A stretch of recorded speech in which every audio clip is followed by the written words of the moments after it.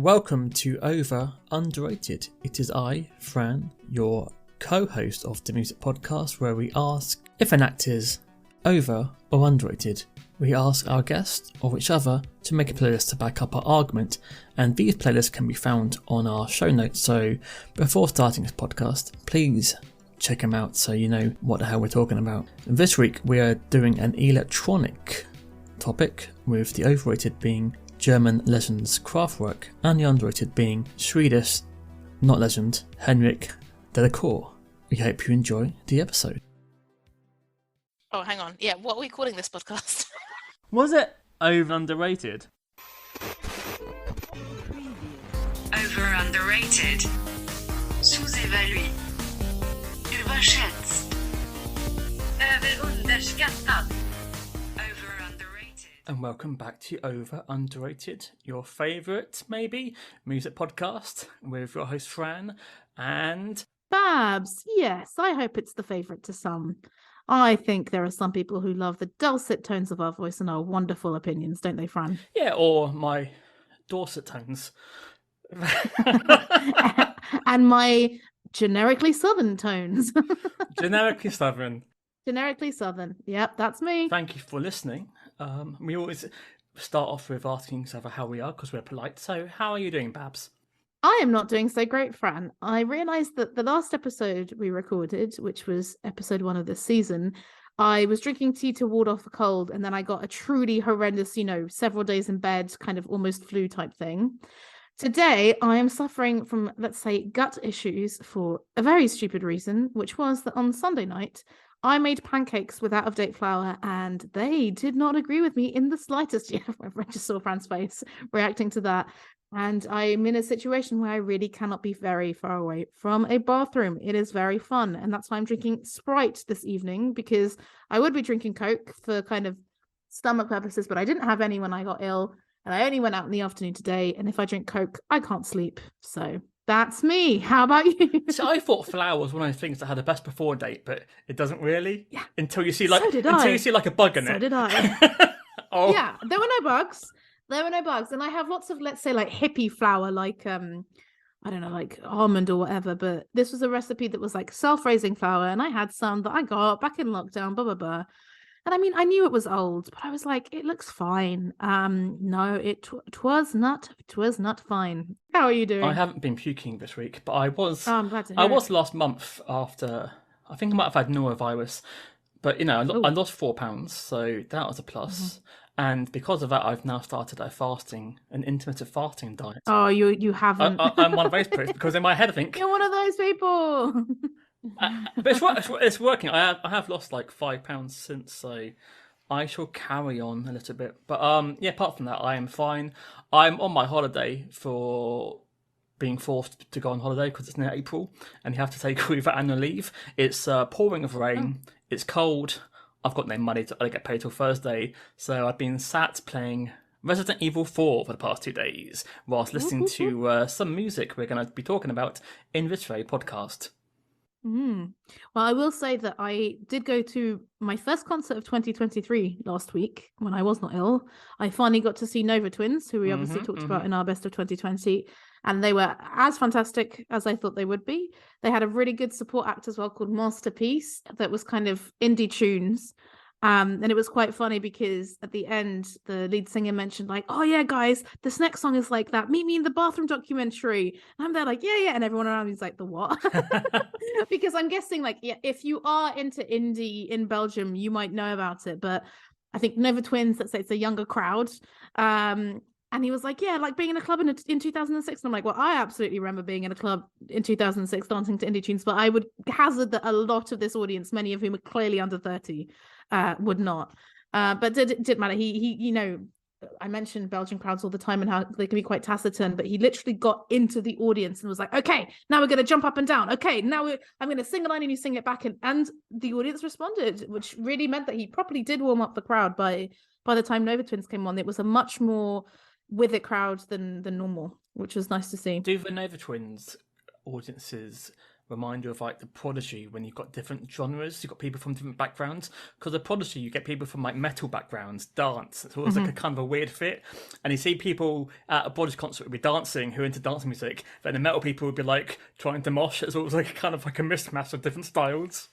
Interesting you say that, because they at one point they were like, okay, you know, obviously we really like rock, but we really like hip hop, and you know, with the next song we're trying to meld the two. And you know, when they said, yeah, but we like hip hop, people did go woo, but I was like, but this is not a very hip hop, like it felt like much more of a rock crowd. And there were people also with Bring Me the Horizon t-shirts, because obviously they guested on the Bring Me the Horizon album. But it was more women than usual, which is great. And yeah, I got chatting in the merch queue to this woman who was 36, and she said it was her first concert, and I was like, wow, what a first concert. Yeah, so yeah, good vibes all around. I hope I will come across them at a festival sooner or later. I have been listening to a new band called Kite, new to me. They've been around for 5 years, and the keyboard player was a member of one of the bands we're talking about today. And after the band finished, Spotify said, "Oh, try this." I thought, this sounds nice, and thought, oh, okay, that's why, because it's the same keyboard player in both bands. So thank you, Spotify. You've done well for once. So I discovered a new band, because sometimes you're listening to Queen, and then the next song's like a Bon Jovi track. I'm like, how? No, thank you. No, thank you. You're the computer has gone bad for this one. Are Bon Jovi our most slagged off band on the podcast? I really feel like they are. It's sad because, you know, yeah. as an 8-year-old, I fucking love Blaze of Glory. I did think John Bon Jovi was really cool when I was 8 years old. Have you been listening to anything else apart from the Nova Twins? I restarted listening to Nelson Can, which are, I think, a now disbanded Danish band, all female band. They, I think, at some point signed with Alcopop. They had one album and many, many good EPs, and they were just one of those bands that, again, I discovered, I feel, fairly early on in their career. And I, you know, every time they would release new stuff, I would listen to it and enjoy it. But maybe because they stopped releasing new stuff, I kind of forgot about it. And I had this absolutely mad train trip to Sweden and back, which, if you follow me on Instagram, you can go and find out more about. And just things kept going so wrong, and I was traveling by myself, that I just kept putting Instagram stories of like, this is what's happened now. And I was looking for a song with the title Mad in it, and it came up like, oh yeah, Madness by Nelson Can. And I was like, oh, I can't even remember that song. And then I was like, oh, this is such a great song. And then I just went and listened to basically almost all of their back catalogue, and I was like, it's such a good back catalogue for such a, you know, short-lived band. I don't know if they're going to get back together, but I have a feeling they broke up. I think you might enjoy them too. Nelson Can. Would recommend. And it's quite apt that you were on a Trans Europe Express, because today we're discussing Kraftwerk. We are. Is the theme electro? With a couple of organic instruments. So Kraftwerk is overrated, and Fran, you have picked as underrated. Well, it's a different one. So I have taken Henric de la Cour's career over 3 different bands. I quite like that as a theme, I have to say. I enjoyed the fact that it was a variety, because they do sound somewhat different, each one of them. So, but I feel like he's underrated, but I wouldn't like to just choose one of his. I think I need to put them all in the same episode. In a context. Yeah. And so it's going to be interesting. I think it's going to be very interesting. Overrated. Shall we start off with what you've chosen and why, and what your details and thoughts of Kraftwerk are? Oh, so many. Let me hit you with them. So, for once, also, I have watched a documentary. Possibly the same one as you, Papa. Do you know what? I tried. Have I watched? No, I did. You haven't. No, I did watch it and another one, and I'm not gonna lie. Damn it. Fuck me, those documentaries are dull. Fuck me. Okay, not to me, but really. There's no sense of humour in the world of Kraftwerk.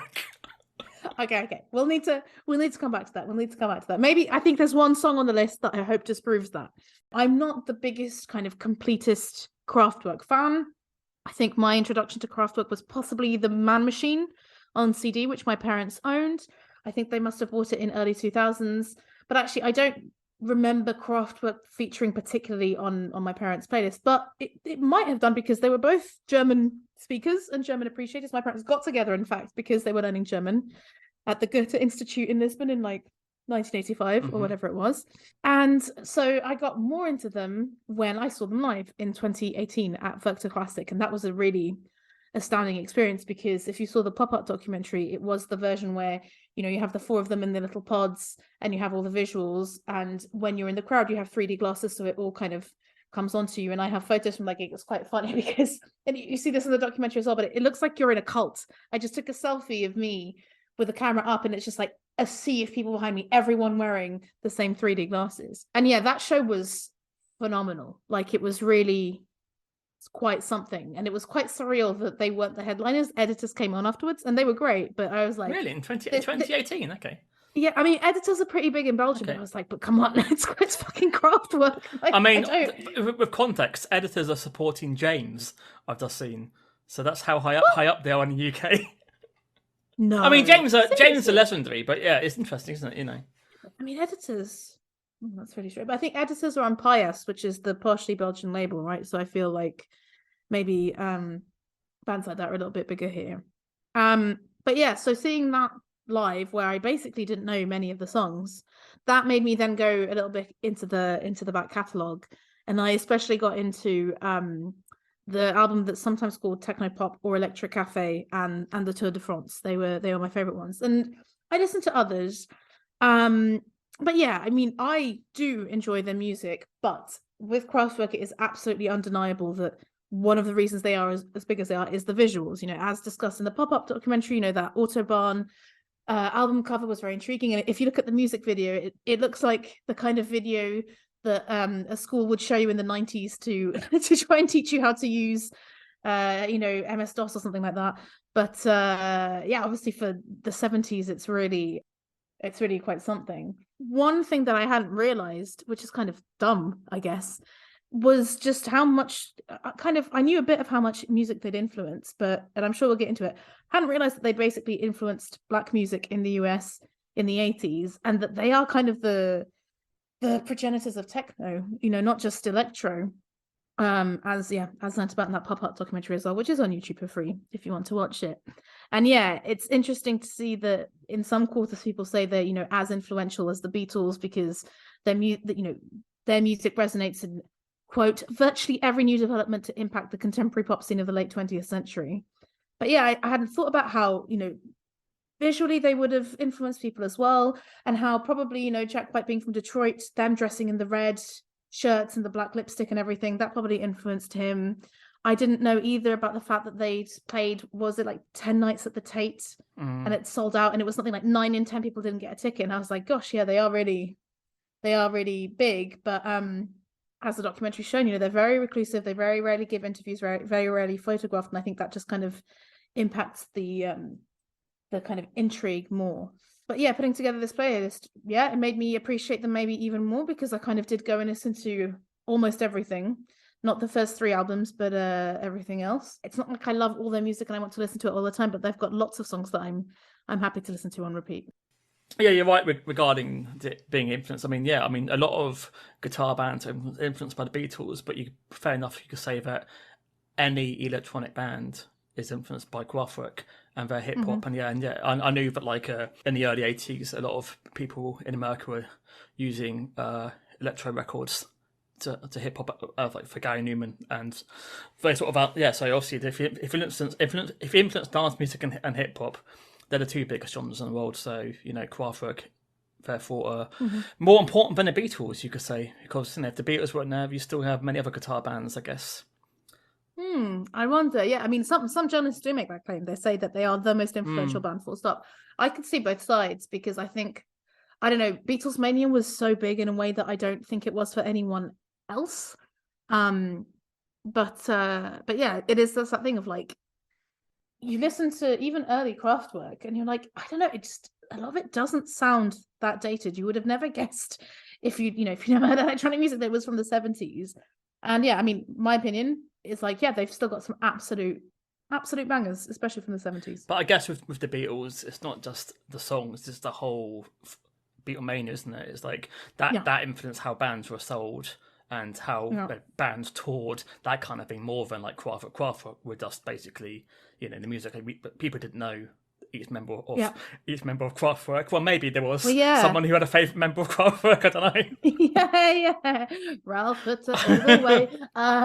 Although I will shout out to Carl Bartos, Mhm. who was a later member, because he has this great song called Atomium, about the Atomium building in Brussels. So the one that's like the atom magnified. And I do recommend checking that out. I didn't put it on here, but I will always have a soft spot for Carl Bartos. But yeah, he's not in it anymore, and it seems that only Ralph Hutter is still in it because Florian Schneider, the other original member, passed away. And I think it sounded like more and more control freakery was happening and when they left. But yeah, with Kraftwerk, it's almost the opposite of Beatlemania, right? Where it's like from a certain point they just didn't want to get involved anymore. And the fact that I was the most shocked about, I think, from the pop art documentary was that they turned down a collaboration with Michael Jackson. Imagine. And they refused to tour with David Bowie as well in the late 70s. They refused to tour with them. Yeah. Oh, I didn't know that. I mean, I knew that like he kept citing them as his favorite band, and he's mentioned in some of their lyrics, but they haven't made anything new in 20 years. Yeah, when it's Tour de France 2003. Yeah. So, you know, it's like, if you're a creative person, I mean, are they okay just playing the same tracks? I know if you update the songs, but it seems odd, doesn't it? Is that all does he not want anything more in life? Or Well, this is what I wanted to talk to you about, because I think, again, in the pop-up documentary, they talk about the stillness of the band, because it is quite striking. Like, obviously the screen and the images around you move much more than them. They're pretty static in their little pods playing everything. But to see kind of early Kraftwerk, where it's the four of them kind of up front playing a little, playing a calculator in in one of the things that I saw, and kind of being up front with the crowd and being really involved, I'm like, oh man, I would have loved to see that Kraftwerk, because that sounds like the interesting thing with Kraftwerk is, like, people are like, oh, the stereotype of like emotionless German blah blah blah, and it's like, I think they actually imbue electronic music with a lot of emotion. I know I'm not being particularly original in saying this, but when you see those earlier gigs, like, you really feel it. It's like, okay, yeah, it's controlled because they've got their matching shirts and everything, but there is a bit of kind of like wackiness and a feeling like anything could go a bit wrong. And I think the concert that I saw, I think they played the songs kind of probably as was on the record, whereas one of the songs I picked on the playlist, they don't. And again, I would be intrigued to see if they're still, I saw that concert in 2018, they're still touring. I wonder if it's still the exact same thing or not, because like you say, I'd imagine you'd get pretty bored playing the same stuff all the time. You can see why, Carl Bartos was correct, because I mean, being the drummer for Kraftwerk can't be the most exciting thing to do, really. He did co-write some of the songs. I know. He did. Reason I know him because he produced Electronic's second album. Yeah, that's where I thought you'd the first time he came on my radar. But looking at Wikipedia, they've had 20 members, Kraftwerk. It's mad, isn't it? You don't really think of it. No women. Well, no women, but also, I guess like when they first started, they kind of were punk rock. To come on with these like brand new instruments must have been so fucking weird to see. And people know how unstable electronic music was, so things must have fucked up all the time for them playing live. So it must have been so chaotic being in the early Kraftwerk, never knowing what was going to happen to your equipment or what to do when it fucks up. I also thought it was so interesting how they were just absolutely dismissed by most of the German press until they got big, thanks to America. And how, like, when they were making Autobahn, they would invite journalists to come in a car with them and listen to the music, and they would like, oh, what the hell is this? And I'm like, well, that sounds pretty original. So for me, like, the first time I heard Kraftwerk, it would have been The Model. Yeah. And to me, it seemed like a novelty hit, because in the early 80s, there was quite a lot of bands like the Nove Trio, da da da da. Yeah. And it reminded me of that sort of thing, with a German person singing about a model. And so I thought, okay, this is like a one-hit wonder band called Kraftwerk with this song about a model. Little did you know. Yeah, because you don't know. So to me, for a long time, that was Kraftwerk. And as only until I got older, then bands would start talking about Kraftwerk being like this influential band. I was like, really? So I like dabbled with some of the songs, and I knew Computer Love.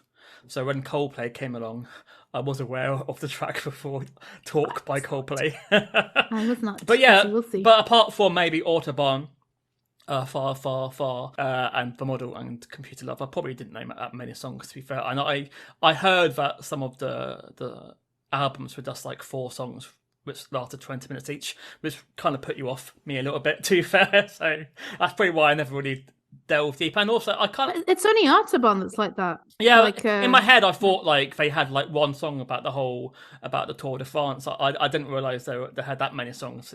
I don't know why I had that opinion. I thought they're kind of like the prog rock of the synth pop roll sort of thing, really. So how many songs did you know on the playlist? 3. Okay, good. That's what I was hoping that like a majority you wouldn't know. And I'm guessing you might not know the first one that I picked. No, I did not know the first track. Boing, boom chuck. Boing, boom chuck is what I've chosen from Technopop / Electric Cafe. So some facts about the LP. It was the first one that used predominantly digital musical instruments, but the finished product was still recorded on analog master tapes. I picked this one because I think Czak is a particularly German word. So Francis, my dad's husband, who is Luxembourgish, uses it all the time, like Czak, to kind of emphasize something. So there is this kind of like familiarity with it. But I picked it because when I started delving into their back catalogue, I was like, oh, everyone bangs on about like, yeah, Autobahn, Computer Love, but no one talks about this album. This is the opener to it. And I just think it's so fun and catchy because, I sang you basically most of it, them going boing, boom, chuck, and then there's some pings, put in. And it's simultaneously quite controlled and neat, but at the same time, you don't know when it's going to shift from the boings and the pings. And yeah, I quite like the synth background and techno pop. That's why, basically. I've not got much more intellectual to say. I mean, you briefly spoke about the graphic design, and this probably has one of the most dated album covers of their career. It's interesting, isn't it? Like, it happens to a lot of bands, like Devo. I think technology ruined their career because they're so excited about trying new things. When you listen back, it sounds so fucking dated because you can hear them going, "God, we found a sampler, we found this," and they use it all the time. And I think maybe Kraftwerk had a little bit of that as well when they just. Oh, okay. To me, I love it, but so this feels a bit dated. I don't know if you know the game Bop It. Yeah, it's like the German version of Bop It. Bop it, spin it, bop it, spin it. I would pay money. I would pay money for a Kraftwerk one. Kraftwerk branded, red and black. Why not? So yeah, so I put down this is a hypnotic, repetitive Germanic version of Bop It, perfect for breakdancing. Back in a bit of a jerky breakdance though, because it kind of stops and starts. Back in 1987, I was at I volunteered to do a talent contest at church, and I did breakdancing, and I've never been taught how to do breakdancing, and I had never done it before. But I just thought, as a 7-year-old, I would go on stage and breakdance. So I was spinning around the floor doing a moonwalk. I'm so happy that people didn't own cameras in the 80s, so I can assume that I was amazing rather than car crash. And I would love to interpret that dance to this song one day, maybe. I would have loved to have seen that. Breakdancing to this would have been great. Crucially, did you win the talent contest? No, I think I came in the top 4 out of pity. Out of how many? No, it wasn't that bad. Maybe 10 people. I was a very confident child, unfortunately. I don't know what happened to me. So yeah, it was. I found this a bit of fun. Mm-hmm. Good. Okay. I was hoping it was at least fun because I really had no idea what order to put it in. It's a bit random what I've done. I've just tried to mix it up and make sure that the albums aren't all grouped together. Was it hard to pick these 10, or how do you keep changing it? It was extremely hard to pick these 10 because I knew that you were coming in like being like overrated. So I was like, okay, I have to find like the Franiest songs that I might think in this, but at the same time, like I want to pick songs that I like, and I want to pick songs from most of the main albums. So it was extremely hard. In fact, yeah, it took me I think I sent you the link and I was like, okay, this is the link, but the playlist isn't final yet. I will let you know when the playlist is final because I'm still thinking about it, and it took me like a few more days. So yeah, one of the harder ones to put together for sure. Do they have any sort of like tracks which are because obviously if you're doing like analog keyboard, you've got to have lots of melody because that's all you can really do. So what were they doing if it wasn't melodic back in the 70s? Do you know what I mean? I don't think I do know what you mean. Tell me more. So, for example, I'm a big fan of melody, and when you have an analog keyboard, because you're limited to what you can do, apart from like doing like one finger, right? Then you can't do flourishes. Melodies. You can't do, for example, Aphex Twin. You know, you can't do that sort of experimentation. It has to be kind of melody in a way. It's melodic, but not in your usual, piano Billy Joel way. Obviously, my next pick is basically Fran. I would have picked Autobahn from Autobahn, but it is very long, and I was like, he will kill me. So I've gone for Morgenspaziergang, which means morning stroll in English. Yeah. And I picked it because I think this is the most un-Kraftwerk-like song from the playlist. You would not expect this to be Kraftwerk. Kraftwerk even said so. It's what we wrote when we came out of the studio. We were always working at night. Then in the morning, everything seems fresh and our ears are open again. Everything's silent. So it is this kind of counterpoint to the very electronic, pulsating things. There's like a little flute going on. And I just wasn't expecting something so folky, even though like they do call their music industrial folk. I think they do see it as kind of continuing the tradition of kind of German folk music in a different way. And yeah, it's almost like East Asian music inspired, really like unexpected song. And yeah, I think this album was when they really wanted to start moving away from real instruments. And yeah, as you mentioned, they were always looking for new things, and to the point where they had to enlist other technicians to make them instruments that didn't exist yet. Is that a recorder I can hear? Yeah. I think so. Yeah, okay, I didn't check, but yeah. I mean, sampling wasn't some kind of flute. I don't wasn't know, that good back in then. So it have to be flute, harpsichord, and recorder. Yeah, I put down it's like feedback from an audio jungle at the start, and then it's got some quite beautiful moments to it, and it's got some little beautiful ditties. It sounds like a recorder lesson, and then I thought this is perfect for a wake up alarm clock. You know what I mean? This is a perfect melody to wake up to, I think. I agree. And I think if you're Grandmaster Flash and playing this whole record in the club, it is a nice way to end it because it's so intense. Chill out. Yeah.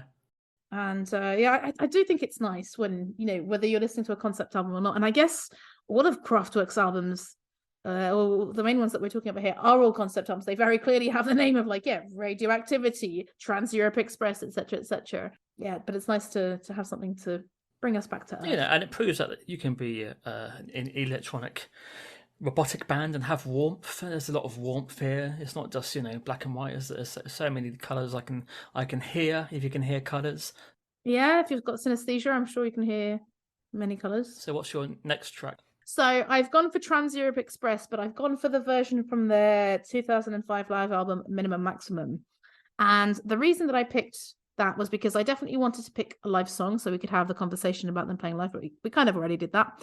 And I very stupidly, again, and we'll come back to this, I did not realise this is what Africa Bambaataa was slam playing in Planet Rock. I've known Planet Rock for ages. I checked the set list. I definitely saw them playing this live, but I just never made the connection like, oh yeah, it's that sound that sounds exactly the same as on there. So I've been listening to this song a lot leading up to the playlist because actually Trans-Europe Express wasn't one that I dug deep into. It wasn't one that I immediately got onto, and now I'm really into it. So I think this is such a catchy song. It doesn't surprise me at all that, of course, like they deliberately tried to make it sound like trains. They would go to railway bridges to listen to the sounds that the trains made. But actually, what I found interesting was that they said that the actual noise of a train was not very danceable. So they had to change it a little bit to make it sound more danceable. And of course, I love a European song. There's mentions of Germany, Austria, and France. But with this version, I really like the live drums. The drums are different to the recorded version. And I like how it doesn't sound so perfect. Like there's definitely this feeling of liveness that you don't get with the more modern live music of Kraftwerk. So yeah, that's why I wanted to include this. I imagine that you did know this song before. This is one of the songs I knew because like most bands like the Human League will always talk about this track. But it's interesting. So they were thinking about the dance floor, were they? Because I kind of just thought they weren't bothered by that sort of like club scene.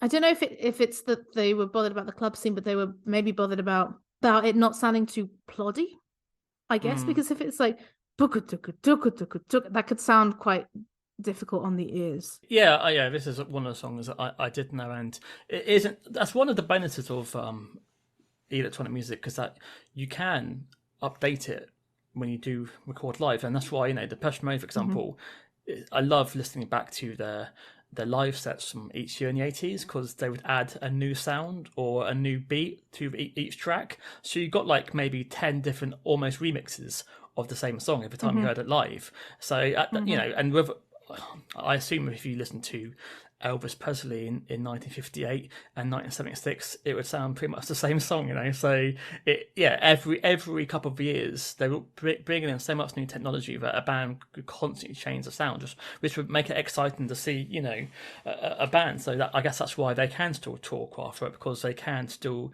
keep updating the music. Obviously, I've not seen them since that documentary in 2013.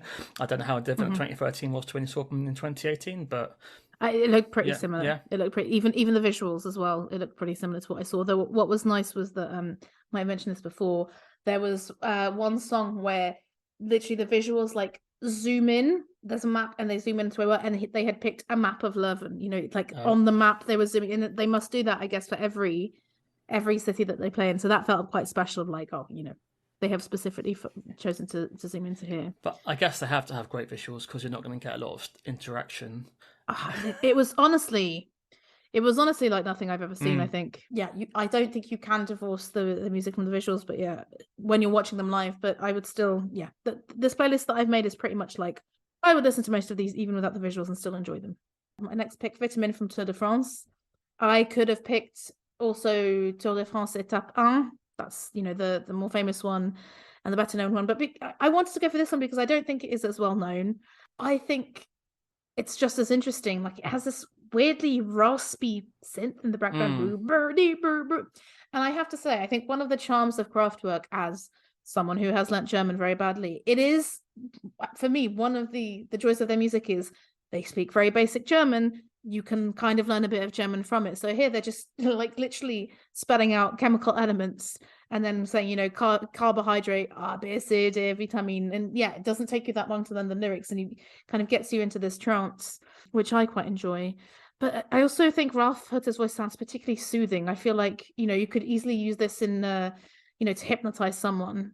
And that's my kind of thing, apparently. Is it yours? Well, I can imagine that the German population vitamin in uptake went up by a high percentage after this song. Like, health-wise, they did a lot. Public health must have loved it. I mean, it's got metallic rhythms, which you kind of expect. It's catchy, but I would argue that maybe 8 minutes is... I was like, 3, 2, 1, you're going to say it's too long. Yeah, I think it does run out of ideas by, you know, a couple of minutes. So I found it interesting. But yeah, it didn't need to be that long, but hey.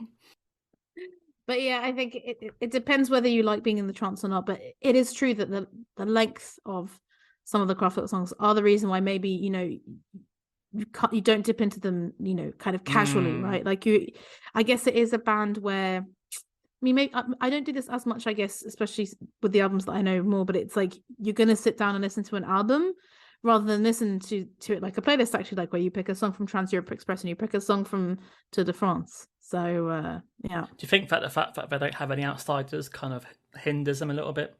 You know, would it be interesting maybe did work with other people?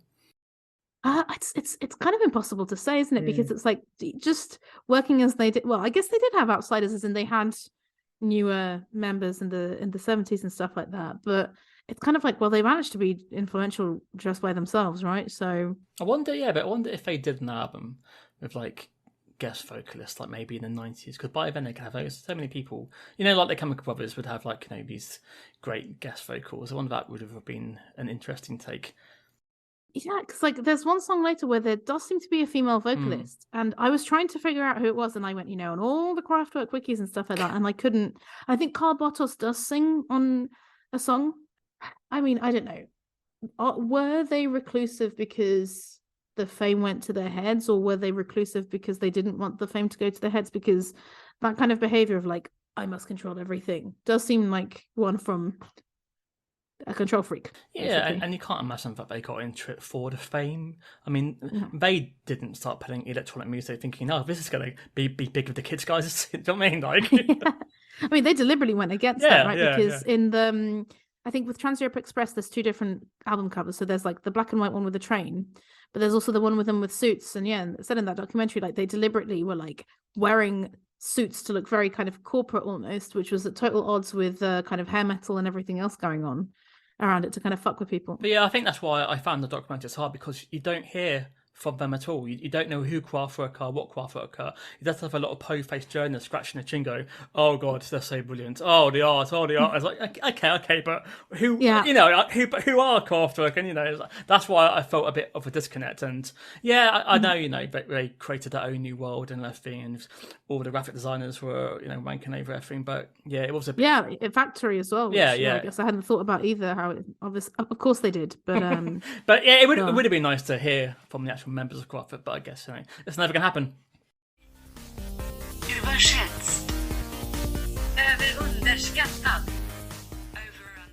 But moving from a lesser well-known song to their biggest song, which we already mentioned, The Model from The Man Machine. So obviously, yeah, I could have picked The Robots or Neon Lights or The Man Machine, but I think this is just a perfect little song. I think I put the English version on the playlist, but have you listened to the German? 9. I don't think I'd ever listened to it either, but what's quite weird, so basically in the English one, they say drinking just champagne. In the German one, they say immer Sekt, and then there's a voice saying korrekt. And I was like, what is that about? So basically, they were inspired by the Mora, which was a discotheque in the old town in Dusseldorf. And apparently, there was a waiter who worked there who, every time you would walked in, he would go, Hallöchen, Sekt, korrekt, as in hi, champagne, yes. To kind of try and get people to to immediately be like, champagne, yes, of course you want to. And they loved him so much that they actually got him into the studio to record him saying Sekt, korrekt. So that is an example of getting in its outsider in, and really saying that the influence comes from there. But yeah, I think, like I said, a perfect song, arguably overplayed, or at least kind of over-representing what Kraftwerk stand for, because this is one version of them. I guessed you would have liked it and thought it'd be an interesting one to discuss. Yeah, so this was like a VH1 favourite. I don't think I've ever heard it on the radio. Have I? I don't know. So yeah, so it kind of is the most famous song, but do other people know this? It was played a lot on MTV and VH1, and like I said, I thought it was like a kind of like a novelty song, because obviously you've got a German accent singing about the model and everything, but it's got great melody. So will swirl around your head for weeks.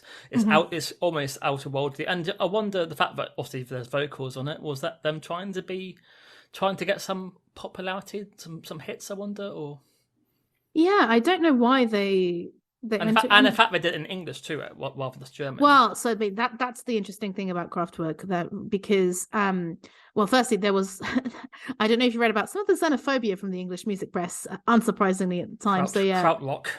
But Krautrock, at least, Krautrock is lazy but understandable. But the worst was so someone called Barry Miles said, "This is what your fathers fought to save you from," and so no wonder maybe the keyboard sound exactly. in 1981. Yeah, exactly. Just so lazy, so unfortunately a stereotype of a certain mode of Englishness, because I grew up in England in the 90s.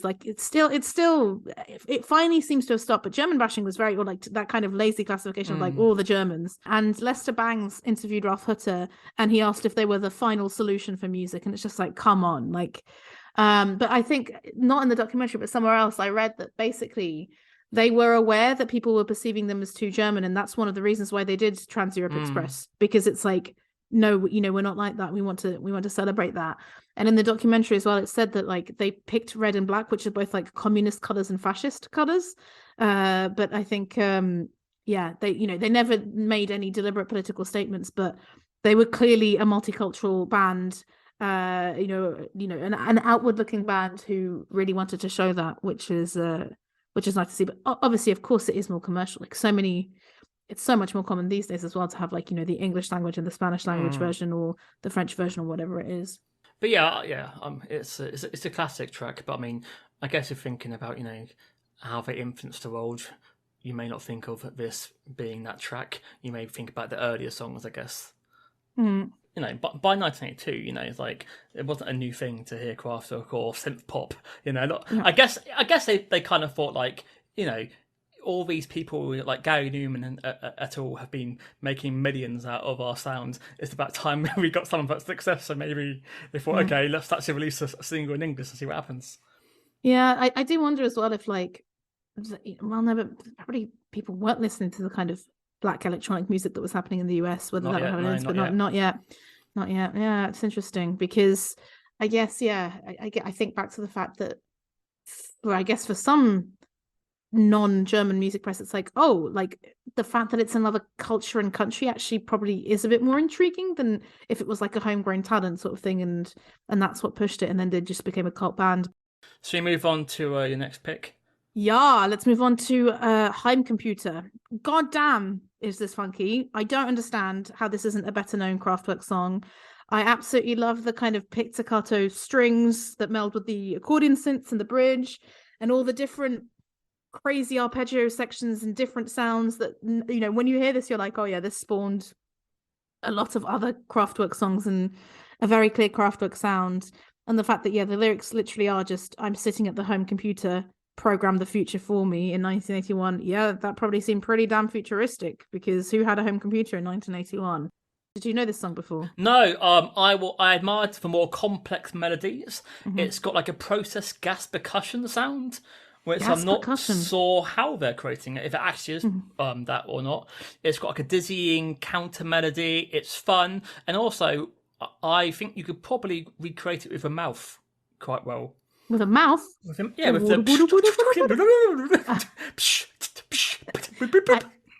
No offense, Fran, but I think you're proving that you can't. No, well, if I knew the song more, maybe you can. You find it more. Can you recreate? There we go.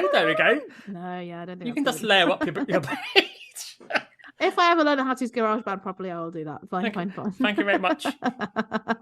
But did you like it then? Yeah, it was fun. It was it was some lovely computer fun. Moving from computers to sex in Kraftwerk with Sex Object. There is also an English version. Check Sex Object. So I think this is Kraftwerk at their cheekiest, at their sexiest. It's that stereotype of like, oh yeah, they sing about machines, roads, and trains, and the whole stereotype like, oh, Germans unfriendly and humorless. But I think this song is catchy and fun. You know, outside of the lyrics, you know, from the strings to the weirdly electronic Spanish guitar that they managed to get in there, and there's some Spanish in there as well, quizás. And what I hadn't ever really properly thought about was the fact that it's kind of a feminist song, because it's Ralph saying, I don't want to be your sex object. So it's like, it's implying that, like, do you know what, sometimes women want to have sex, and it's not them, you know, so often that would be applied to women or not. And yeah, what a bass line. How did you feel objectified by the song, or were you a wedding participant? I didn't, but I did mention I do like the bass line. But this is this is their 1986 album, isn't it? So I did put this is when they are, maybe it does sound a little bit more dated than the perhaps from the albums from like 15 years before, because they are using like, you know, samples, and they've got even the keyboard sounds that feel slightly 80s compared to the analog tracks. I do like the strings. It'd be nice if they had real strings. That would have been Ralph's not going to be happy with you. It would have been a treat. Although I can't do strings with my mouth. I did not feel like a sex object whilst listening, but I did enjoy. It's a different side to them, right? Like I feel like this is not the side you see kind of anywhere else. Was this album not here? I wonder. It was like people slate it, and okay, maybe the reason why they do, like, it's what you're like, oh, it sounds dated, but for me, I'm like, I don't really care that it doesn't bother me in the slightest that it sounds dated, because it's still catchy. For me, the most easily listenable Kraftwerk album as well. So the 8th pick is Antenna from Radioaktivität, 1975. Okay, so maybe it primed to Kraftwerk being a bit sexy, because here, sure, it's about radioactivity, but he's saying, you know, I'm the antenna, you're the transmitter, and then it alternates. You're the antenna, I'm the transmitter. It reminded me a bit of Consacré by Indochine. You know, let's switch some places and do some things. And I wrote a sentence that I almost took a picture of to put on Instagram to be like, this is what I'm doing with my free time. The sound waves sound a bit jizzy. Do you get what I mean? Where it's like... it does. It has that. But yeah, I haven't just picked this because of the sex. I think again it's another kind of catchy song, and I'm surprised that it's not a better known hit. And in terms of interesting facts about the album, Karl Bartos said that they started to they started to make rules to not be drunk on stage or at parties, because it's like he said it's not easy to turn knobs on a synthesizer if you are drunk or full of drugs. We always try to keep very aware of what we were doing while acting in public. Interesting. Yeah, I can't imagine much groupie action after the Kraftwerk. Oh, I can imagine absolute fucking. Really? Are you kidding me? Oh, I can imagine. Get them out of those red shirts, animals. What, you think they went fucking beastly after each performance? Oh, you've got to be so concentrated and with it. You gotta let it out somewhere, right? Yeah, this was interesting, and I do like the shrilling sound. When I went to university, they had an analog soundboard, and I can make a lot of those helicopter noises and these sort of sounds. Oh, fun! So you made your own cheesy sounds. I made lots of cheesy sounds, and then I couldn't record them in any way. But yeah, this was cool. Don't know how radioactive it is. Is this the sound of radiation we all wanted? If you listen to the album, literally the intro is kind of meant to be a Geiger counter getting faster. So for a concept album, you do get that feeling a little bit. Maybe not with this one. So moving on to the 9th song, I've picked Spiegelsaal, which means Hall of Mirrors, from Trans Europe Express. And I did not know this song at all before doing this research. I thought it was very trippy and mellow. I enjoy the fact that there's sometimes kind of speak singing, unlike on a lot of other Kraftwerk song. And I thought I really enjoyed the clangers style synths going absolutely crazy when the song is so slow, and the to anyone who's too young for knowing what clangers is, can you explain the clangers to anyone? It's one of those references. It's a kids' TV show from before my time where they have some very spooky synths, basically, right? Yeah, some odd noises. Yeah, YouTube the clangers, guys, for some fun research. Indeed, I think I will do that as well, actually. But yeah, I thought this was really, again, unexpectedly haunting and beautiful, and definitely not sounding so electronic. And yeah, when you look at the lyrics, it's about kind of someone looking at themselves in a hall of mirrors, and a bit kind of existential as well. So not just listing vitamins or using antennas as a metaphor for sex. Yeah, this was my least favorite of the songs on the playlist. Interesting. Okay. It sounds like they're having a headache. The music's very dense. It's got constant heavy percussion. It sounds like a giant robot footstep going coming to get me, like a horror film. It's got a kind of a scary melody to it. So yeah, it is spooky. Isn't it? It's a spooky, disturbing version of Kraftwerk.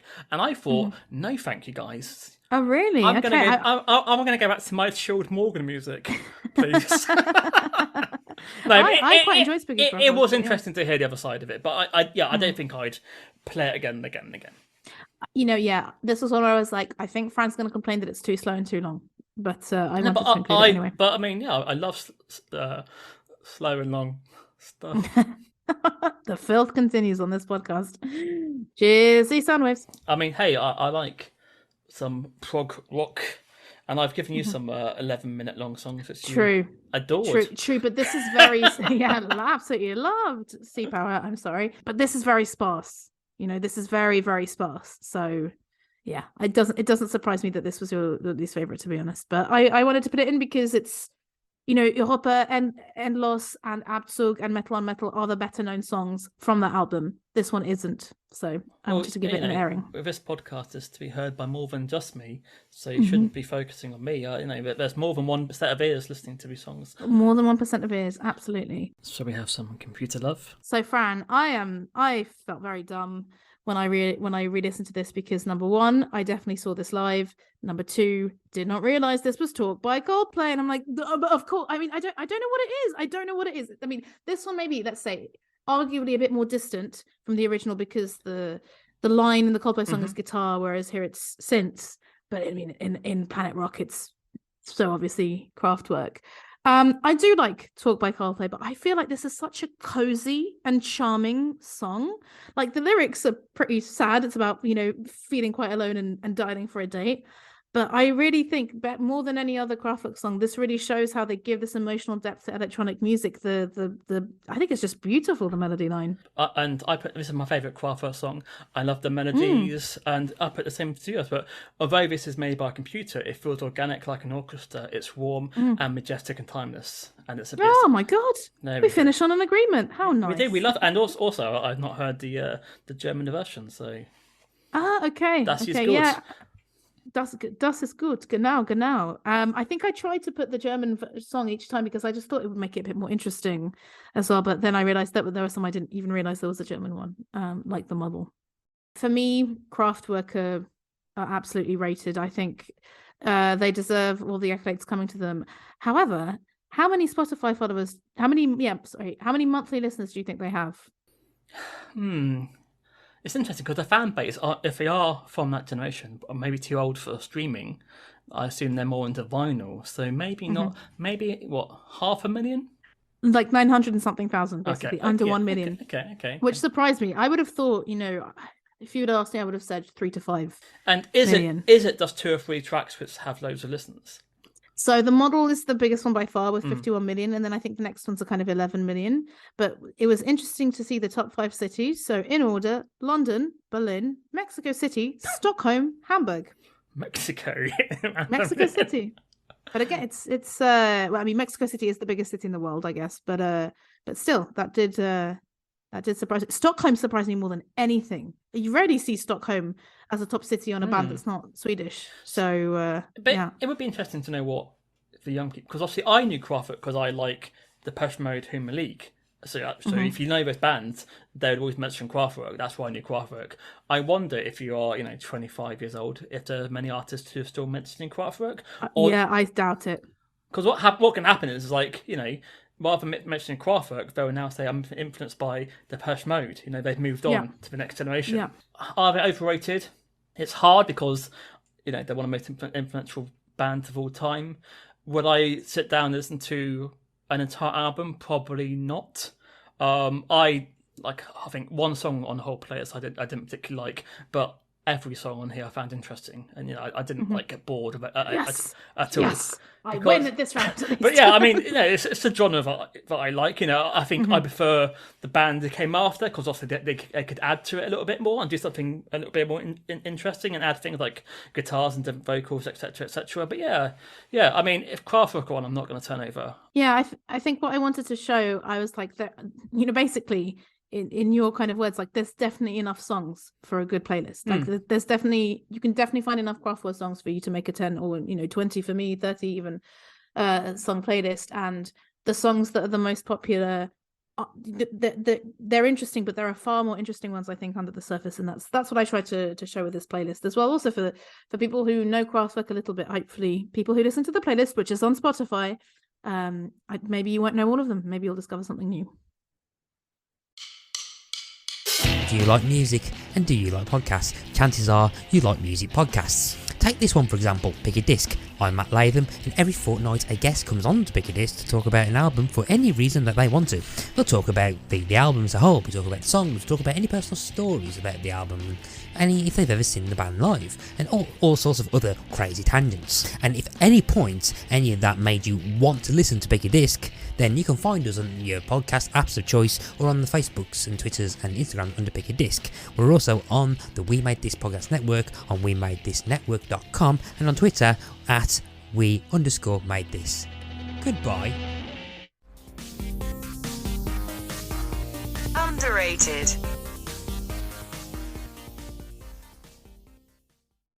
Welcome back, everyone, to part 2.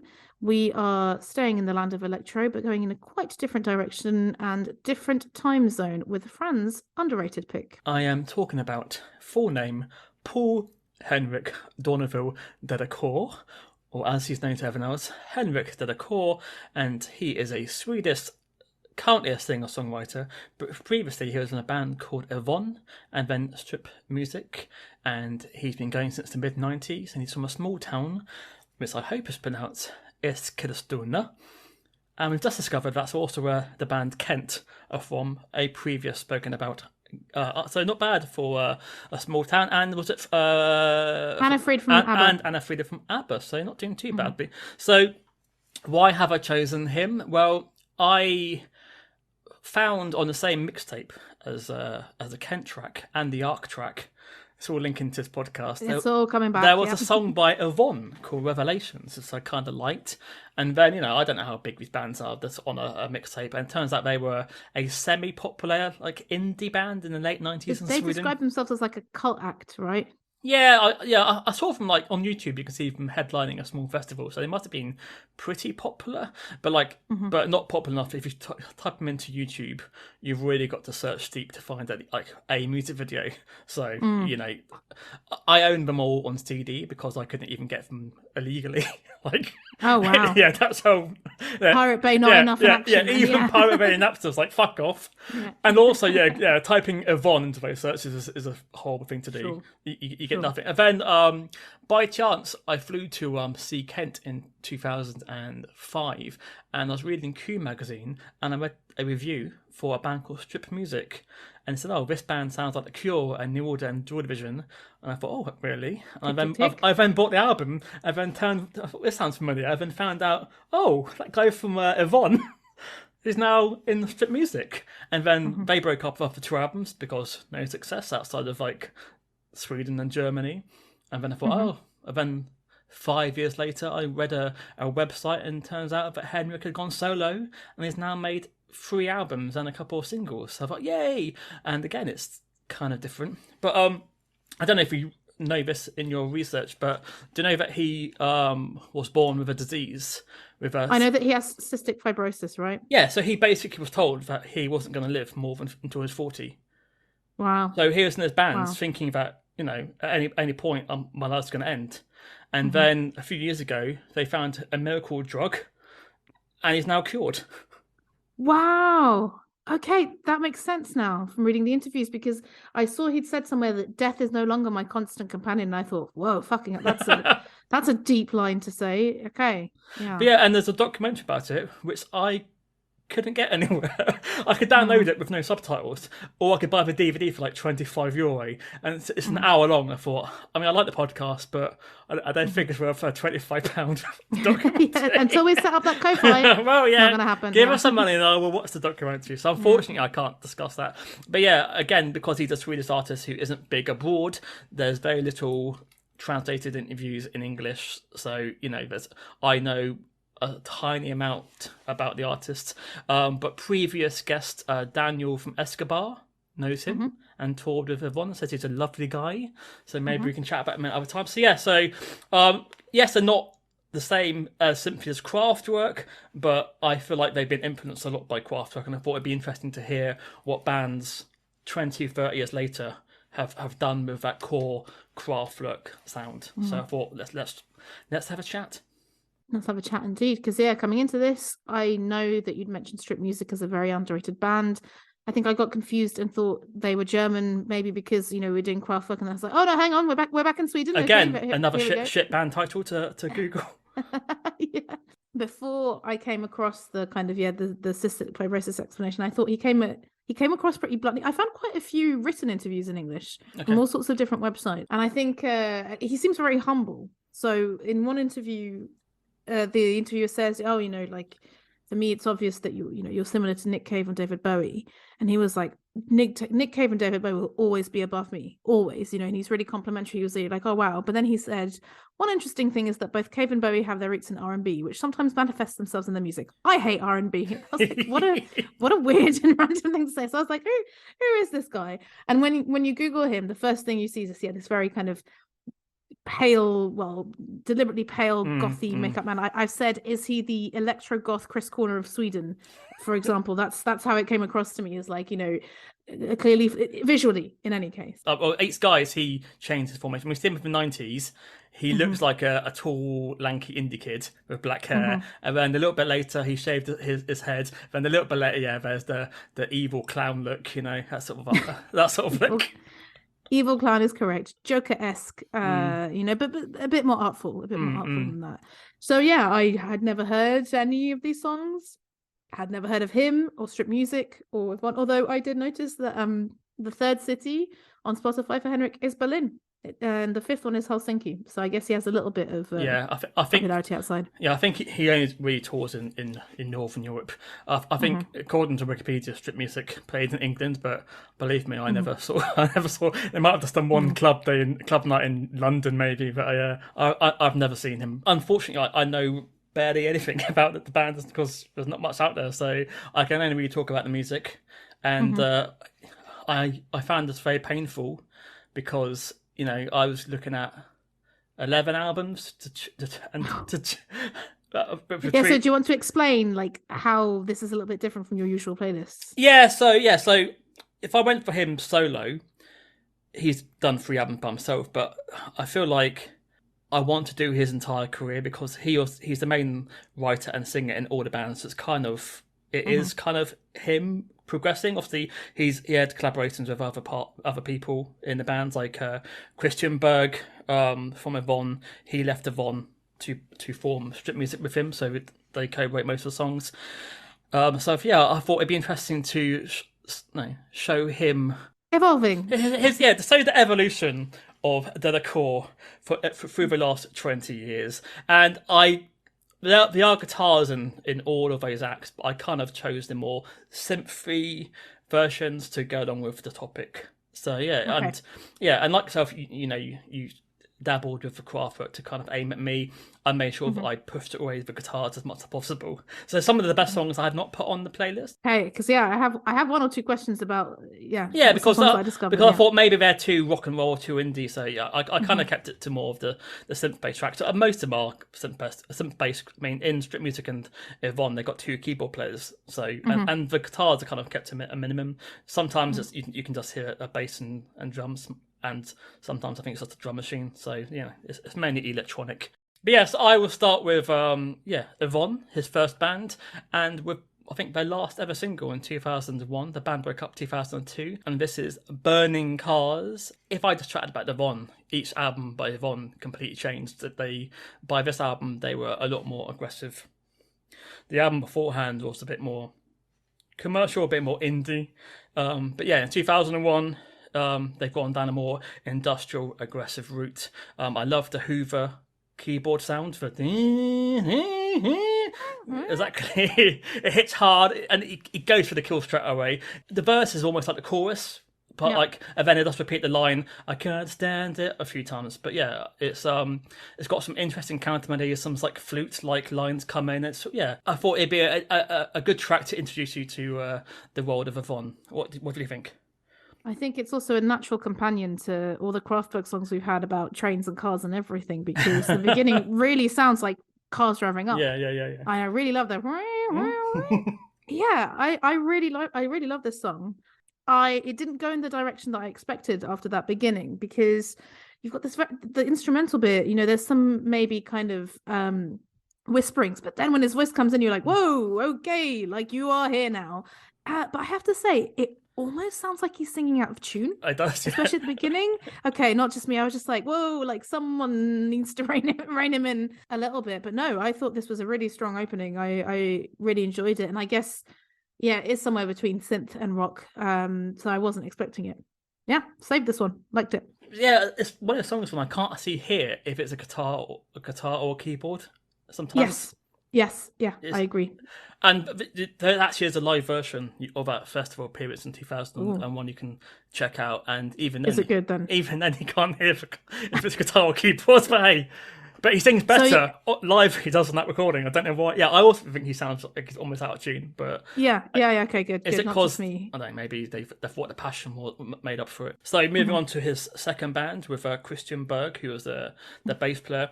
The original idea of Strip Music was to be like a completely stripped back new version of Yvonne, and they're going to only play like 2 chords, okay, and 2 instruments, and he wanted every single song to be about love. And then they realised that would be shit, so they then became a 6th piece.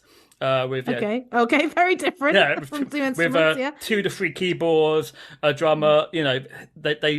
They thought they sound like Joy Division meets the Manics. They compared themselves to OMD, but they wanted to sound like this epic version of Suicide. Do you know the band Suicide? Yeah, I do. Yeah, you want like an epic version of Suicide for the masses. Unfortunately, I don't think they would play to more than 500 people. So yeah, the album it's filmic. It's widescreen. This is kind of the sort of sounds I like. But this track is a step back from Burning Car. It's more middle of the road regarding BPM. It's some simple chords like Suicide. When you hear this like goth emo lyric, the lyrics I never really actually listened to the lyrics that much. So they are very emo. Although Spotify, whoever has written them, has got so many words wrong.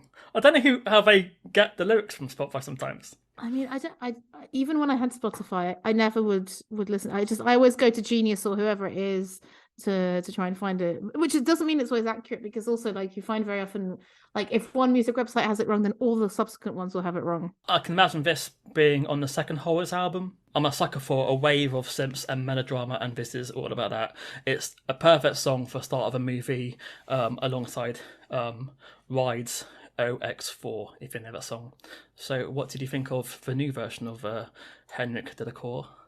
So just to check, because I don't think I heard you say, this is Invasion, right? We're doing it in order. We're doing Invasion even. Yeah, interesting. All the bands that you mentioned there. For me, it's Editors, and Editors is a band that I keep coming back to. Although this is pre-Editors.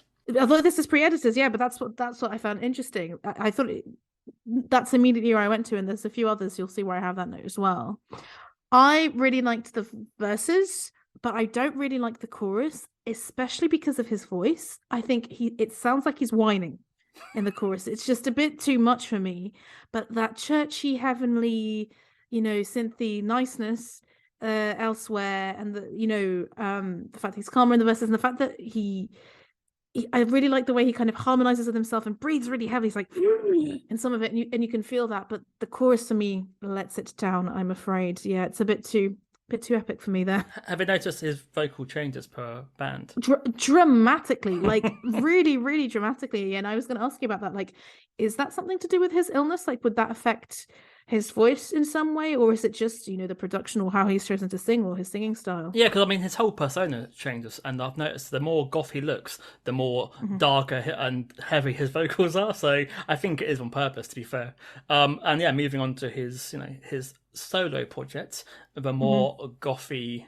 Although do you know that he did a version of The Nightmare Before Christmas? No, I did not. Yeah, he played who's a guy in it? Ah, okay. Jack Skellington, is that the guy? I've not watched it. Oh, okay. But yeah. Yes, he did that. So hence he did that. He did that too. So this is Dogs from his debut album 2011, and yeah, like I said, I thought I'd lost after Strip Music Vanished. I thought that's it, they're gone, and then I was happy to discover them maybe a few years ago, and yeah, I thought, this is not Strip Music. We have gone down in another direction. It's more stripped away than Strip Music. It's maybe just got a bass, keyboard and drum machine, which is a little bit like Kraftwerk.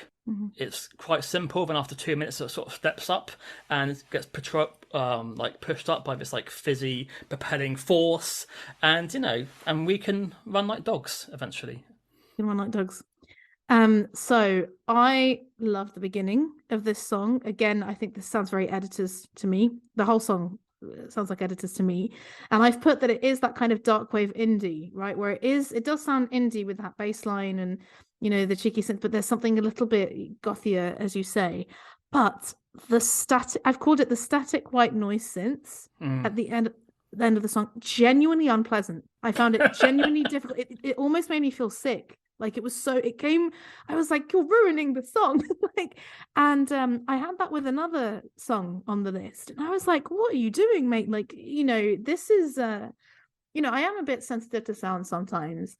But it's very rare that a song will literally make me want to just switch off, like, oh god, I can't handle this. And that's what I felt with this song. Like it hit something in my brain that was like, no. So it's like brown noise kind of thing. Yeah, maybe that's brown noise instead of white. I don't know the difference, but I was just like it just really, it kind of muted everything else, and I was like, no, but that's what I enjoyed. Interesting. So okay, I wasn't expecting that. Yeah, me neither. And going back to Yvonne, we have some 90s sounds. This is the sound of Yvonne in 1999 with the track I Feel It from their third album. I was toing and froing with a song called Cops Dead, but the problem with their 90s albums is the lyrics are fucking not good. I don't know if it's because it's a second language, but there's a lot of like basic rhyming. This song also suffers from a poor lyrics, so I kind of wince sometimes listening to the lyrics. But like I said, I wanted to show off the more electronic version of the band. So there's a keyboard riff virtually all the way through this song, and but the chorus pushes up. And the riff goes away and industrial rhythms flow. And after a while, after 2 or 3 listens, it gets stuck in my head and I start to love it. So I'm on the fence if you like this. This might be a bit too weak for your taste. Yeah, so I think it's definitely one that needs multiple listens because I really didn't like it the first time. Until right at the end, the final, It's All Right and I Feel It, I was like, oh, hang on, there's something there. Like there's something there which is drawing me, and I think I need to go and listen to it again.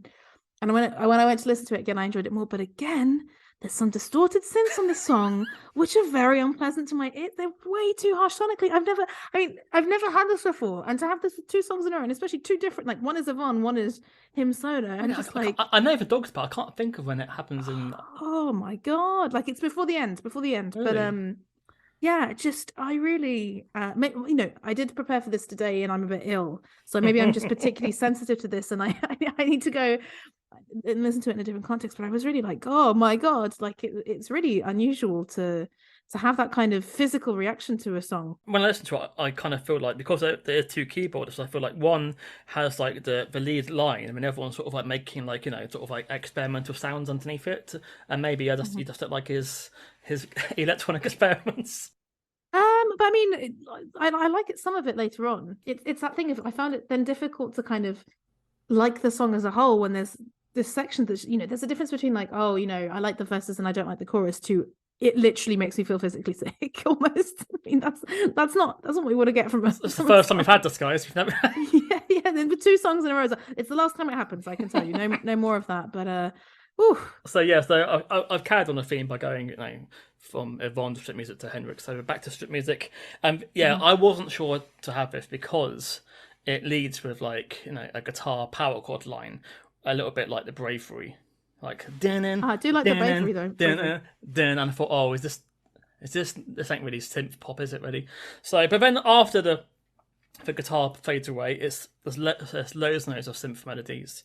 This is one of my favourite songs on it. It's got a great bass line, sort of dances underneath and goes up and down throughout the song. It's got pounding drums. I think if this was by the editors, I think this could have been a hit.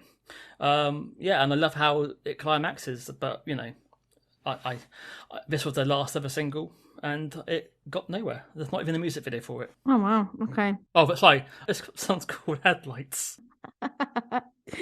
So it's funny that you said the Bravery because I wrote this sounds like Hot Fuzz Serial Killers. So same style, same. I think era. it's a bit too gothy for the old Killers. I guess the main influence here we have with editors is probably Joy Division. That's the same influence as this. They all sound like the same bands. Joy Division or New Order, as you say as well. I really like the song. Until I got to the chorus, I put it's too melodic for mine ears, but I wrote that I absolutely can appreciate the bass, and I think thinking about it, you're right about the pounding drums as well, and I like it when thankfully kind of the chorus then kind of extends and expands and it goes a bit minor, and then I liked it. So a bit when he goes amen, I want to the amen. Yeah, that bit. Yes, yeah, that's bit. Yeah. So I think I listened to it twice, and I do think that maybe on a few more listens, like, it would kind of burrow its way in. But I do think that a lot of these songs aren't immediate with liking them. I mean, most of all, I feel it. I feel it really. Well, to be fair, when I was making this playlist, like I don't even recall that song. Like it was literally like a last minute change. And I thought, hang on, this has got a nice little keyboard riff all the way through, a bit like Kraftwerk. So I thought, fuck it, I'll just change that over. Yeah. Moving on to his solo tracks, and we have a duet. Now, this is really, really interesting. I hadn't thought. I knew it was a duet, but I'd never really just thought about who he's duetting with. I then tried to Google Susanna Wisberg, and there's fuck all. It turns out that she's a jazz guitarist, but is that right? So I mean, I was hoping that you'd tell me because I was like, I literally can't find anything apart from there's a jazz guitarist. So maybe it is. She does have a Spotify profile. Okay, right? okay, but yeah, so I can't see her anything on there to say that she sings at all. So because she has an album from 2021, and it says it's a Susanna Risberg trio, which makes it sound very, jazz or music like, and they talk about cam jazz, whatever that is. And Susanna Risberg trio is a separate Spotify profile, and there's an album there as well. Interesting. So yeah, I think you're right. So yeah, curveball, because I thought this was like a pop star in Sweden or something, but yeah. Is this her only vocal? If it is, I love her voice. So her voice is incredible. I wish she did more. She's got that kind of Scandinavian accent, which sounds outer worldly kind of thing. And yeah, this I think this is one of his bigger singles. And I love a male female sounding vocal. I mentioned before, it's got this like pretty keyboard sound of mumbling rhythms, and I think is a couple falling out of love and describing what's wrong with each other. I don't know what the shark is, but there you go. But yeah, I didn't like it the first time I heard it. Now I love it after about 4 or 5 listens. So if you've only heard it twice, I don't know how you're gonna slide. No, see, this was one of my more preferred ones. I think because those synths they're amazing. Especially at the beginning, the drums are pretty good as well. They do sound pretty 80s, like you're talking about dated. I think that's kind of deliberately dating this. I rate her voice is amazing. It really reminds me of Olga Bell's voice, if that says anything to you. And Olga Bell, I mean, she doesn't have an accent but she's Russian American, and she has got a Russian language album, and her voice sounds quite different there. And yeah, maybe there's something with it there, but it is more the kind of the texture of the voice. But I think the reason why I liked it very close to the beginning is right at the beginning when he says I was a shark, and then there's a synth like going bitty bitty bitty bitty bitty, and I was like, oh, well, that's adorable. For me, it straddles like dark and light sonically quite effortlessly, but it's not just kind of pure anthem in the middle. Like, there's always a bit of an edge. But it's true that I didn't save it. I tapped my foot along. I did save a few other songs, maybe some of them coming up. Yeah, and also I thought this would be a bit different having another side of him doing a duet. And his voice is now even deeper. I do think her voice overpowers his. Like his voice sounds much quieter. I mean, I don't know if the term is double tracked, but I think her voice is and his voice isn't, and I'm like, why? Why wouldn't you make them both on the same level? Because like her voice is so strong and powerful. He's, a little shock down there, and I'm like, I would have preferred it if they were a bit more on an equal footing.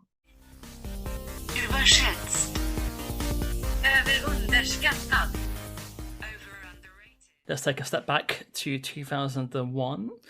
For the final time, we have Out of the Gash. It sounds like a dirty. Well, yeah. What is the? It sounds like a dirty sex term. But yeah, this is probably as hard as Yvonne got. Fuck knows why they broke up, because I think they're getting better per album. So yeah, this is reminiscent of Primal Scream Exterminator vibes. Although it came out at exactly the same time, so I don't think they would have been aware. Yeah, I don't think they would have been aware of it. Yeah, it's got like almost like a hip hop aggressive swirling synth to it. It's got like a beautiful chaos happening. Multiple vocals coming in and out, lots of different dynamics. Although I think it could have had an ending. It sort of like runs out of steam near the end for me. What do you think? So just to say, I've looked up Exterminator. It came out in 2000, just to make sure that we're on board. So yeah, around the same time. Yeah, you wrote hip hop. I wrote drum and bass. There's like drum and bass kind of percussion. Yeah, I love this kind of more rock and roll side to them. I didn't even mind the guitar solo. When it started, I was like, I think I'm going to like this. And then like when the bridge comes in, then it really kind of hypes up, and then you're really excited to get to the chorus. I wrote that I quite like the fact that he's harmonizing with himself towards the end. And I also wrote that, this was 2001, sounds pretty fresh for the time. It reminded me a little bit of 6x7 in the way that it mixed those kind of genres as well. Yeah. So, Chris Oddy's everywhere, man. Who knows if he also influenced the sound of Yvonne. Yeah. For more on who Chris Oddy influenced, check out our previous episode from season 5. So, yeah, moving up to This Morning, 2006, on the second album by Strip Music. So this is the more sensitive side again. I love to shower in Simpson sadness. That could be an album title. That's beautiful. Thank you very much. I woke up this morning with the world on my chest. Again, the lyrics aren't around, so I don't even know what he sings in the chorus, but he definitely means it.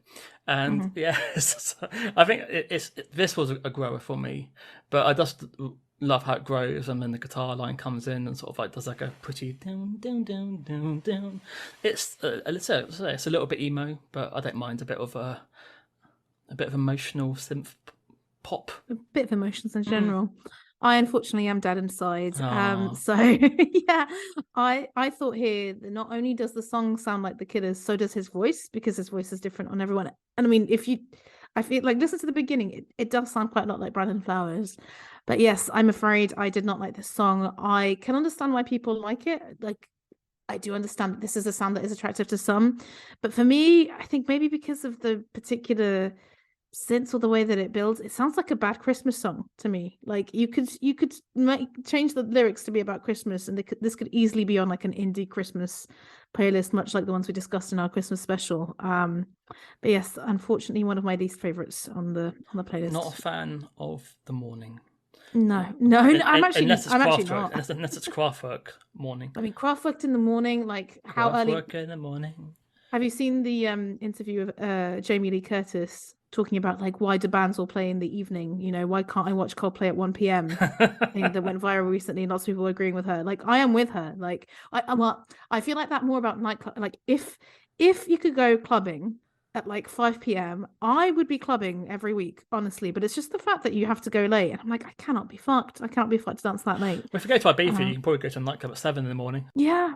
Or Berlin or something like that. Yeah, I'm sure I could. Moving on to Henric's track 2 Against 1 from his third album, 2018. Maybe, I don't know when he had those life-saving drugs. Maybe that's why there's a delay, I think it was 5 him. years. Yeah. So yeah, this is his scary clown period. Are you aware of System of Mercy? That is exactly who I wrote down in my notes as well. Ding, ding, We've ding, got ding. System of Mercy, a twisted Tim Burton visuals. Have you seen the video? I haven't seen the video, but I think I saw the cover image of the video. Is that the one where he's like holding onto a woman? He's got like what are these wind up instruments? Like an organ grinder. Yeah, kind of thing. Yeah. And he's just walking around grinding this organ while singing this like menacing song to people on a hot sunny day. It's kind Terrifying. it's a little bit terrifying. To me, it's his old band of strip music, but remixed by Trent Reznor. nice. With like nice. it's got like a weird like laser gun breakdown in the middle of it. But I think it's got Laser gun breakdown is better than drum and bass? ? Which is why I wrote. Yeah. And I think it's got like a radio hit chorus to it for me. Yep. And yeah, what do you think? I really like this song. Oh, okay. I saved this song. So I've saved 2 of the 3 of 1 songs, and I've saved this one as well. Easily my favorite solo song. I like his repetition of Bright Light, Here I Come. Yeah, top notch, top marks.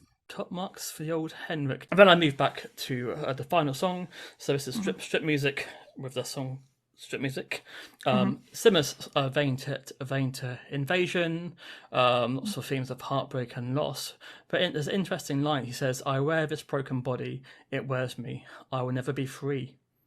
Because he thought he was terminal back then. So, and I think this is a beautiful anthemic track, and I think it's sad that it's weighted in the golf clubs of Berlin when it simply played at a festival for me. I wrote anthemic as well, but I wrote, unfortunately, a bit too anthemic for me. I wanted to ask, why strip music? Why the name, and why have they named, the band, the song, the album, this? Well, the only thing I can think of was that, when he said in this press release, they wanted to strip back Yvonne to just those 2 instruments and 2 chords. Yeah. That was the idea. Nice. But and I guess it could be that's all I can think the of. double entendre of strip music as in music for strip clubs. But yeah. So that is Henric. I'm guessing you're not a fan of his music. Well, no, the thing is, right, so I saved 3 songs from the 10. I saved 2 from Yvonne and 1 from Henric. And when I went to look at the stats, strip music was the lowest, so under 725 monthly listeners, so low. Then Yvonne with just under 3,000. And then Henric is actually the biggest artist with almost 7,000. So it's interesting that someone who's been going for such a long time, actually the most popular stuff seems to be the more recent stuff. Often that's not the way, right? Like often it's the solo act that's not doing it. So I think Like, yeah, if it was like an overall thing, I would have been like, well, rated. But I think Yvonne are definitely underrated because, like the two songs that I enjoy, like I really enjoyed the Yvonne songs. Like I will definitely be listening to them again. And if they've only got 2 albums, like for sure I'll be listening to them. Four 4 albums. Okay, sorry, Strip Music have 2.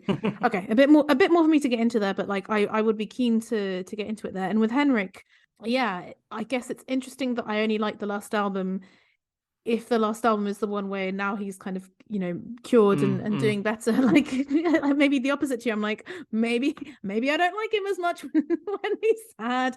Maybe my Henric needs to be happy. But yeah, I mean with such low numbers, of course I'm not going to say he's overrated. I'd never heard of him, and even if there's certain Killers-esque or other things that I don't like, I can totally see why people who would like those bands should like this. Like absolutely should be bigger and better known for sure. It's quite sad that the most ambitious project, Strip Music, has the least amount of listeners. Yeah. So the music that needs a crowd has nothing. This is the timing I wonder, because no, but it was exactly the same time that or maybe the opposite, maybe because there was the bravery in the Killers that people didn't want a Swedish version. Yeah, maybe, actually, and maybe that's it. Whereas when you already have the home, if it's landfill indie time, especially in the UK and other places like that, then yeah, you've got enough going on.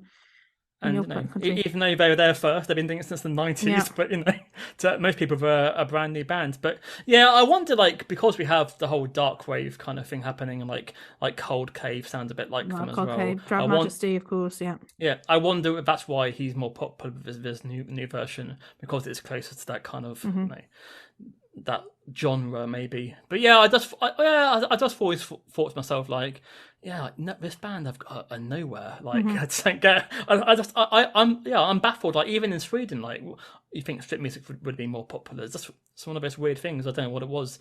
Is it timing? Is it record label? Is it? Yeah, I mean, yeah. I didn't read his interviews too closely, but I'm guessing like he must have been a pretty intense guy, right? I mean, of course, with what was going on. Yeah, I wonder if talking about that maybe people didn't want to write about it because it was depressing. I don't know. Like, I would hope not. For further listening, Christian Berg, who's in the first 2 bands, his side project, Kite, are very, very good. Kite spelt Kite.